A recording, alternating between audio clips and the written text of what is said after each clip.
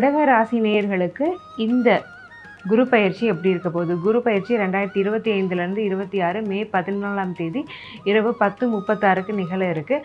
கடகராசி இப்போ தான் அஷ்டம சனியில் இருந்தெல்லாம் நாங்கள் வெளியில் வந்துருக்கோம். போன குரு பயிற்சி நல்லா இருந்தது, 11ஆம் இடத்துல இருந்தார். இப்போ ஏதோ 12ஆம் இடத்துக்கு வராராமே, அப்போ என்ன செய்ய காத்திருக்கிறாரு? செலவெல்லாம் அதிகமாகுமா? ஏற்கனவே அஷ்டம சனியில் பட்டடியே தாங்க முடியல. குரு என்னென்ன வேலையெல்லாம் பார்க்க போகிறாரு, நீங்கள் எதுவும் பயந்துக்க வேண்டாம். அஷ்டம சனி முடிஞ்சதே ஒரு பெரிய நிம்மதி. அதை மாதிரி ஒரு பெரிய நிம்மதி உங்களுக்கு கிடையவே கிடையாது. அது கஷ்டப்பட்டவங்களுக்கு ரொம்ப தெரியும். குறிப்பாக பூசம் ஆயில்ய நட்சத்திரக்காரங்களுக்கு இன்னுமே நல்லா தெரியும். இரத்த கண்ணீர் தான் வரலை. சரி, இந்த குரு பயிற்சியை கடகராசிக்கு நம்ம எப்படி பார்க்க போகிறோம்னா, நட்சத்திர வாரியாக பார்க்க போகிறோம். கடக ராசியில் இருக்கக்கூடிய 3 நட்சத்திரங்கள், புனர்பூசம் 4ஆம் பாதம் மட்டும் கடகராசியில் இருக்குது. பூசம் ஒரு முழு நட்சத்திரம், ஆயில்யமும் இதில் ஒரு முழு நட்சத்திரமாக அமைஞ்சிருக்கு.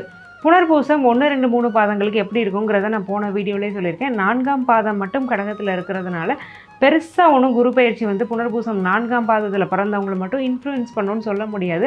ஏன்னா ஒரே ஒரு பாதம் தான், ஒரு கிட்டத்தட்ட ரொம்ப கம்மியான டிகிரி மட்டும்தான் புனர்பூச நட்சத்திரம் உள்ளே இருக்குது. சுப விரயங்கள், சுப கடன்கள் அப்படிங்கிறது கண்டிப்பாக புனர்பூச நட்சத்திரத்துக்கு வரும். ஒரு கடன் வாங்கி அதன் மூலமாக ஒரு சொத்து வாங்குறது, வாழ்க்கை தரம் மேம்படுறது, அதில் சொன்ன அதே பலன் தான் இவங்களுக்கும் நடக்கும். பெருவாரியாக மாறுறதுக்கான வாய்ப்புங்கிறது ரொம்ப கம்மி. ஆன்மீக ஸ்தலங்களுக்கு போயிட்டு வர்றது, ஆன்மீக சுற்றுலாவை அதிகப்படுத்திக்கிறது, வயசானவங்களுக்கு ஹெல்ப் பண்ணுறது, இந்த மாதிரியான விஷயங்களை புனர்பூசம் 4ஆம் பாதம் பண்ணும் பட்சத்தில் இந்த குரு பயிற்சி அப்படிங்கிறது உங்களுக்கு அதிகப்படியான நன்மைகள் அப்படிங்கிறத பெற்றுத்தரும் அப்படின்னே சொல்லிடலாம்.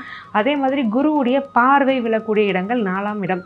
அப்போ அந்த 4ஆம் இடம் என்ன செய்யுது? புனர்பூசம் 4ஆம் பாதத்தில் பிறந்தவங்களுடைய அம்மாவுக்கு ஏதாவது உடல்நல கோளாறு இருக்குது, இல்லை அவங்களோட ஏதாவது மனஸ்தாபம் பிரச்சனை இருக்குது, அம்மா வழியில் சொத்து வர வேண்டிய ஒரு இது இருக்குது, அதேமாதிரி பூர்வீக சொத்தில் ஏதாவது வில்லங்கம் இருக்குன்னா இது எல்லாத்தையுமே இந்த குரு பயிற்சி நன்மையாக உங்களுக்கு மாற்றி தரும். பூச நட்சத்திரக்காரங்களுக்கு இந்த குரு பயிற்சி எப்படி இருக்க போகுது? பூசம் கடகராசியில் அமைஞ்சிருக்கக்கூடிய ஒரு முழு நட்சத்திரம், சனியுடைய நட்சத்திரம். சனி பாகியஸ்தானத்துக்கு போயாச்சு. அப்போ அதுவே ஒரு பெரிய ப்ளஸ் பாயிண்ட்டு. பூச நட்சத்திரக்காரங்க ரொம்பவே நல்லா இருக்க போகிறீங்க. இந்த குரு பயிற்சி பூசத்துக்கு எந்த மாதிரியான பிரத்யேகமான பலன்களை தருது? பூசம் எப்போவுமே தன்னுடைய சுகத்துக்கு, தன்னுடைய சந்தோஷத்துக்கு முக்கியத்துவம் கொடுக்கக்கூடிய நபர்களே கிடையாது. தன்னை சுற்றி இருக்கிறவங்க நல்லா இருக்கிறாங்களா, தான் குடும்பம் நல்லா இருக்கா, தான் கஷ்டப்பட்டுட்டு தன்னோட குடும்பத்தை கம்ஃபர்ட் ஆகக்கூடிய ஒரு நட்சத்திரம் தான் பூச நட்சத்திரம். இதுக்கு எவ்வளோ பெரிய பெருந்தன்மை வேணும்? அந்த மாதிரி பெருந்தன்மையுடைய ஒரு நட்சத்திரம் தான். ரொம்ப சின்ன குழந்தையாக இருந்தால் கூட அதுக்கு நல்ல மெச்சூரிட்டி இருக்கும். பூசத்தில் பிறந்திருக்கும் போது பெரியவங்களை மதிப்பாங்க. தன்னுடைய கல்ச்சரை, தன்னுடைய கலாச்சாரத்தையும் பண்பாடையும் மதிக்கக்கூடிய நபர்கள் பூச நட்சத்திரக்காரங்க. இவங்க கிட்ட இருக்க அத்தனை குணங்கள், நான் இப்போ எதுக்கு இந்த கேரக்டரை பற்றி பேசினேன்னா, இது அத்தனையும் குருவுக்கு மிகவும் பிடித்த குணநலன்கள். அதனால தான் சனி மிகவும் மதிக்கக்கூடிய கிரகமாக குரு கருதப்படுறாரு. அப்போ பூச நட்சத்திரத்துக்கு அவங்களுடைய குணத்துக்கு ஏற்ற நல்ல பலன்கள் நடக்கும்னு சொல்லிடலாம்.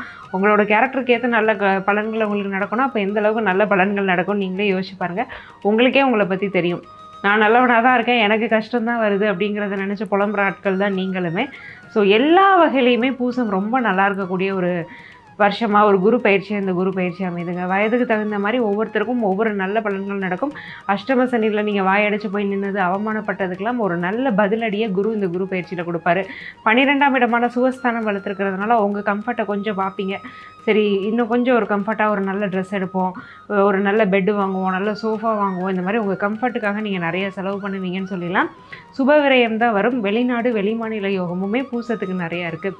பூசம் என்ன மாதிரியான வாழ்வியல் பரிகாரம் பண்ணும்போது இந்த குரு பயிற்சி இன்னும் நல்லாயிருக்கும்? ஃபிசிக்கலி சேலஞ்சாக இருந்து யாராவது ஆசைவும் கேட்குறாங்கன்னா அவங்களுக்கு ஒரு நேரம் சாப்பாடு வாங்கி கொடுங்க.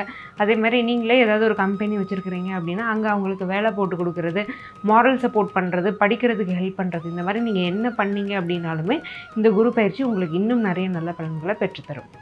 ஆயில்ய நட்சத்திரத்துக்கு இந்த குரு பயிற்சி எப்படி இருக்குது? எவ்வளோ அறிவு இருந்தாலும் அறிவு எனக்கு மட்டும் பிரயோஜனப்படலை, சுற்றி இருந்த எல்லாரும் என்னை யூஸ் பண்ணாங்க, என் அறிவை யூஸ் பண்ணாங்கங்கிற நிலமை தான் ஆயில்யத்துக்கு. அந்த நிலமை இந்த குரு பயிற்சியில் கண்டிப்பாக மாறப்போகுதுங்க. குருவுடைய டிரான்சிட் அப்படிங்கிறது 12ஆம் இடமான சுகஸ்தானத்தில் இருக்குது. அப்போ நல்ல செலவுகள் தான் வரப்போகுது. இவ்வளோ நாள் வீண் செலவு பண்ணேன், எதுக்கு செலவு பண்ணேனே தெரியல, பண்ணேன், வருமானம்லாம் ஒரு பக்கம் வந்தது, ஆனால் எங்கே போச்சுன்னே எனக்கு தெரியலங்கிறதான் ஆயில்யத்தோட நிலமை. அறிவு அவ்வளோ இருந்தும் அந்த அறிவு என் வாழ்க்கைக்கு பயன்படலையேங்கிற வருத்தம் உங்களுக்கு இருந்துக்கிட்டே இருந்தது. அந்த நிலைமை மாதிரி உங்களுக்கான வாழ்க்கையை நீங்கள் வாழ போகிற ஒரு வருஷமாக இந்த வருஷம் இந்த குரு பயிற்சி உங்களுக்கு அமைச்சு தருது. 4ஆம் இடத்துக்கு குருவுடைய பார்வை விழுறதுனால கண்டிப்பாக ஒரு புது சொத்து ஒரு ஆயில்ய நட்சத்திரக்காரங்க நிச்சயமாக வாங்கியே தீருவாங்க. நிறைய பேருக்கு முதல் சொத்து அமையும். நான் பிறந்ததுலேருந்து எனக்கு சொத்தெல்லாம் எதுவும் இல்லைங்க, சம்பாதிக்கிறேன் செலவழிக்கிறேங்கிறவங்களுக்கு ஒரு முதல் சொத்துங்கிறது அமைகிறதுக்கான வாய்ப்பு ரொம்ப ரொம்ப அதிகம். அதே மாதிரி 6ஆம் இடம் ரொம்ப வலுத்திருக்கிற காரணத்தினால உடல் உபாதைகளும் வந்து போகும். மெடிக்கல் எக்ஸ்பென்ஸும் கொஞ்சம் இருக்க தான் செய்யும் சுப செலவோட. அதை கொஞ்சம் பார்த்துக்க வேண்டியது அவசியம். 8ஆம் இடம் வலுத்திருக்கிற காரணத்தினால எதிர்பாராத தன லாபம் யோகங்கிறது உண்டு. மியூச்சுவல், ஷேர், ஸ்பெகுலேஷன்ஸ் இந்த மாதிரிலாம் இன்வெஸ்ட் பண்ணிங்கன்னா அதன் மூலமாக நல்ல லாபமும் உங்களுக்கு கிடைக்கும். ஆயில்யத்துக்கான ஒரு வாழ்வியல் பரிகாரம் என்ன இந்த குரு பயிற்சிக்கு பின்னாடி? அறிவை பரிமாற்றம் பண்ணுறது தான் உங்களுக்கான ஒரு நல்ல ஒரு பரிகாரமாக அமையும். அறிவுங்கிறதுக்கு அளவுகோல் கிடையாது, படிப்புங்கிறதுக்கான ஒரு தரம் கிடையாது, இல்லை படித்தவங்களுக்கு தான் அறிவு இருக்கணுங்கிற அவசியமும் கிடையாது. எல்லாருக்கும் ஒரு அறிவு இருக்கும். அது பட்டறிவாக இருக்கலாம், படித்த அறிவாக இருக்கலாம். உங்களுடைய அறிவை 4 பேருக்கு நீங்கள் பகிரும்போது, ஓப்பனாக சொல்லணுன்னா ஃப்ரீ அட்வைஸ் கொடுங்க. கரெக்டான விஷயத்தை ஃப்ரீ அட்வைஸாக நீங்கள் கொடுத்து ஒருத்தர் வாழ்க்கை மேம்படுறதுக்கு கரெக்டான கைடன்ஸை நீங்கள் கொடுக்கும்போது உங்களுக்கு இந்த குரு பயிற்சி இன்னமுமே நல்ல பலன்களை பெற்றுத்தரும். குறிப்பாக நீங்கள் படித்தவங்களாக இருந்தீங்கன்னா 4 பேருக்கு பாடம் சொல்லி கொடுக்குறதே நல்லதுங்க. சின்ன சின்ன குழந்தைங்க பக்கத்தில் இருக்குன்னா கூப்பிட்டு வச்சு ஈவினிங் டைம் கொஞ்சம் ஃப்ரீயாக இருக்கிறீங்கன்னா பாடம் ஏதாவது சொல்லிக் கொடுங்க. அல்லது கஷ்டப்பட்ட குழந்தைங்களுக்கு ஒரு டேபிள்ஸ் புக்கோ திருக்குறள் புக்கோ வாங்கி கொடுத்தீங்கன்னா இதெல்லாம் இந்த குரு பயிற்சியை இன்னும் பாசிட்டிவாக மாற்றும்.